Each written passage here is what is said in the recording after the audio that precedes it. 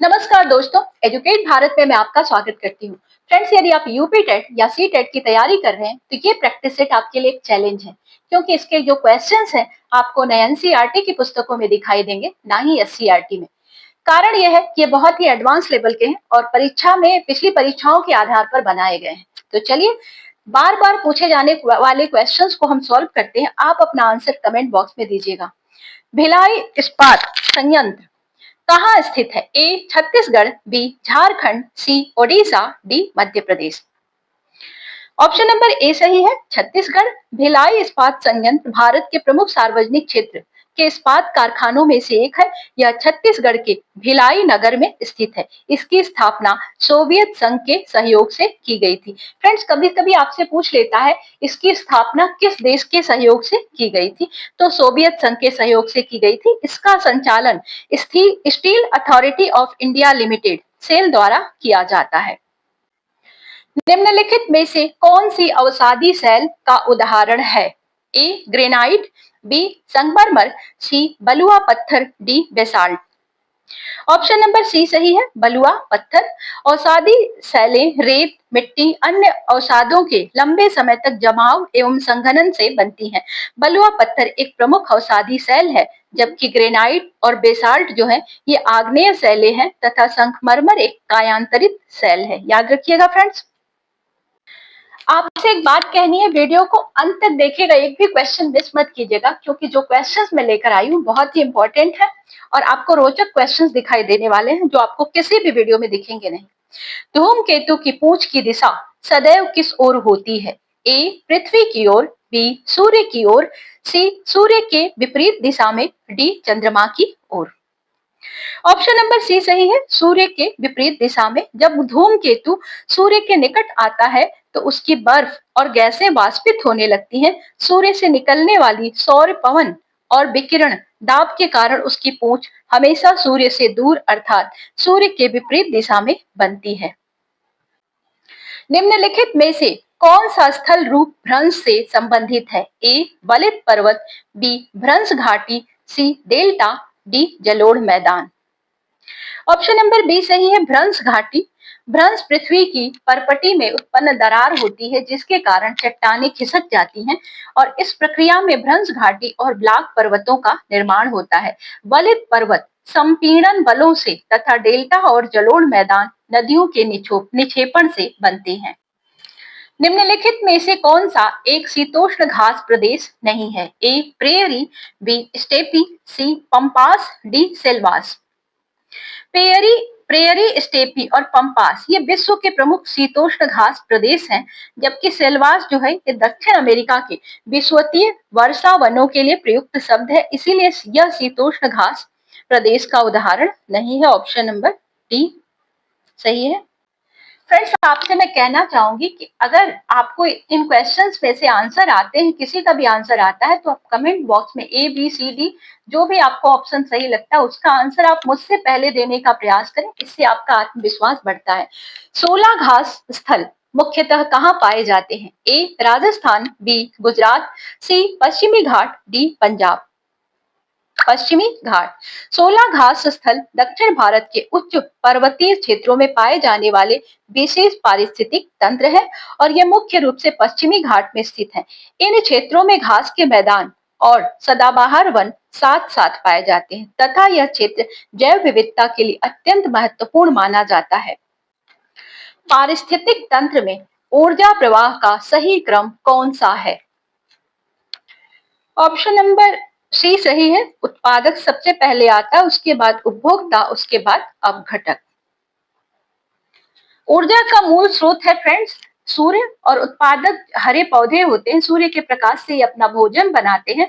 उपभोक्ता इनसे ऊर्जा प्राप्त करते हैं और अंत में अपघटक, अपघटक मतलब जो मृत जीव होते हैं और प्लांट्स होते हैं वो पौधों का अपघटन ये करते हैं। इसीलिए ऊर्जा का प्रवाह का सही क्रम उत्पादक, उपभोक्ता और अपघटक है। दोस्तों, आप में से बहुत सारे फ्रेंड्स ऐसे होंगे जो जेनजी हैं और जेनजी डिजिटल युग की, आप जानते हैं आज का युग डिजिटल युग, और आप सभी भावनाएं अपनी इमोजी के थ्रू व्यक्त करते हैं। तो मैं चाहूंगी अगर आपको वीडियो अच्छा लग रहा है तो इमोजी के माध्यम से आप मुझे बताएं कैसा लग रहा है। चोल काल के प्रसिद्ध उत्तर मेरूर शिलालेख के अनुसार सभा का सदस्य बनने के लिए न्यूनतम आयु कितनी होनी चाहिए? उत्तर मेरूर शिलालेख चोल प्रशासन और स्थानीय प्रशासन स्वशासन की महत्वपूर्ण जानकारी देता है। इसके अनुसार सभा का सदस्य बनने के लिए व्यक्ति की आयु 35 से 70 वर्ष के बीच होनी चाहिए। यह शिलालेख स्थानीय प्रशासन और चुनाव व्यवस्था का महत्वपूर्ण स्रोत माना जाता है। विजयनगर साम्राज्य में कट्टा कूटगे शब्द किससे संबंधित था? ए भूमि पट्टे की व्यवस्था, बी सैन्य संगठन, सी व्यापारिक कर, डी मंदिर प्रशासन।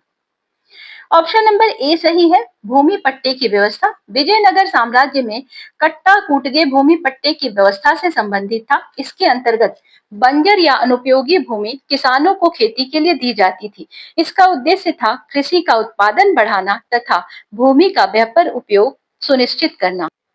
सल्तनत काल में इक्ता में फवाजिल का क्या अर्थ था? ए सैनिकों का वेतन, बी अतिरिक्त राजस्व की राशि, बी सी भूमि कर, डी व्यापारिक शुल्क। दिल्ली सल्तनत में इक्ता व्यवस्था में इक्तादार राजस्व वसूल करता था। कर प्रशासनिक और सैन्य व्यय के बाद बची हुई अतिरिक्त आय को फवाजिल कहा जाता था और इस राशि को केंद्रीय राजकोष में जमा कराया जाता था। अतिरिक्त राजस्व की राशि। फ्रेंड्स, आपसे एक रिक्वेस्ट है, यदि आपको वीडियो पसंद आ रही हो, अब तक तो समझ में आ गया होगा वीडियो किस प्रकार की है, तो हमें एक लाइक जरूर दें। मध्यकालीन भारत में नस्ता, लीक और शिकस्ता शब्द किससे संबंधित थे? ए स्थापत्य कला, बी चित्रकला, सी लिपि एवं सुलेख कला, डी संगीत। नस्तालीक और शिकस्ता जो थे ये फारसी भाषा की प्रसिद्ध लेखन एवं सुलेख की शैलियां थी। नस्तालीक को अत्यंत सुंदर शैली माना जाता था, जबकि शिकस्ता जो थी ये उसकी अपेक्षाकृत तेज लेखन के लिए इसको प्रयोग किया जाता था। मुगल काल में फारसी राजभाषा होने के कारण इनका व्यापक रूप से उपयोग किया जाता था।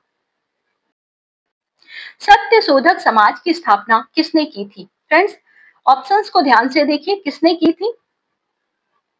ऑप्शन नंबर बी सही है, ज्योतिराव फूले।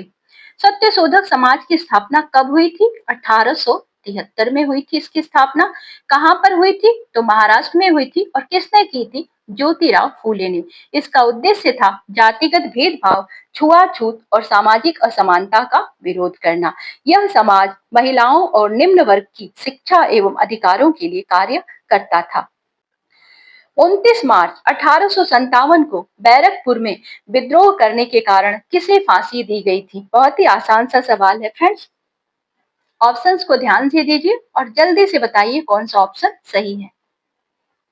मंगल पांडे, ये 34वीं बंगाल नेटिव इन्फेंट्री के सदस्य थे, सैनिक थे। ध्यान रखिएगा, 34वीं नेटिव इन्फेंट्री।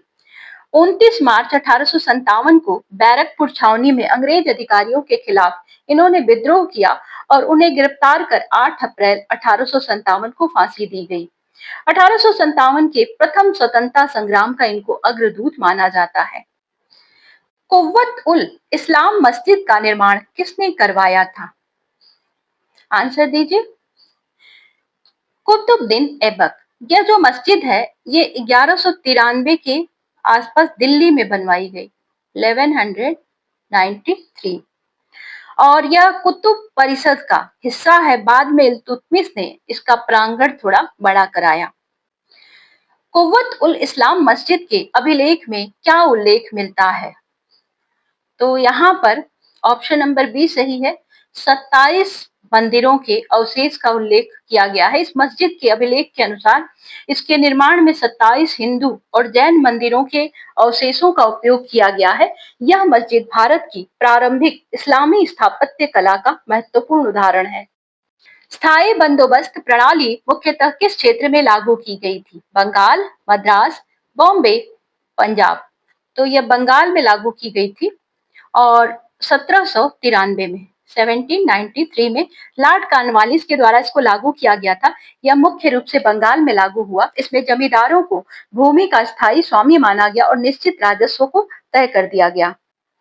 मैग्मा जब पृथ्वी के अंदर दरारों में दीवार की तरह जम जाता है तो उसे क्या कहते हैं? ऑप्शन नंबर बी सही है, डाइक कहते हैं। जब मैग्मा पृथ्वी की दरारों में लंबवत रूप से जमता है तो उसे डाइक कहते हैं। यह आग्नेय अंतःस्थलीय संरचना है। इसके विपरीत सिल जो है ये क्षैतिज रूप में जमता है। ध्यान रखिएगा, ये जो है क्षैतिज रूप में जमता है, लंबवत नहीं जमता। सबसे धीमी लेकिन सबसे विनाशकारी भूकंपीय तरंगे कौन सी हैं? तो ध्यान से देखिए, सतही तरंगे पृथ्वी की सतह पर चलती हैं और सबसे अधिक विनाशकारी होती हैं। ऑप्शन नंबर सी सही है। और पी तरंगे सबसे तेज और यस तरंगे ठोस माध्यम में चल पाती हैं।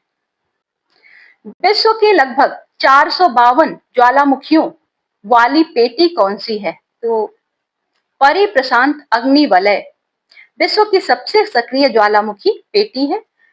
और ऑप्शन नंबर बी सही है इसका, जिसमें लगभग 75% सक्रिय ज्वालामुखी पाए जाते हैं। इसे रिंग ऑफ फायर भी कहा जाता है, रिंग ऑफ फायर।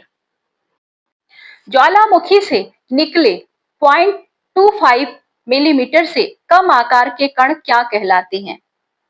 तो 0.25 मिलीमीटर से छोटे कणों को ज्वालामुखीय राख कहा जाता है। यह बहुत हल्के होते हैं और हवा में दूर दूर तक फैल सकते हैं।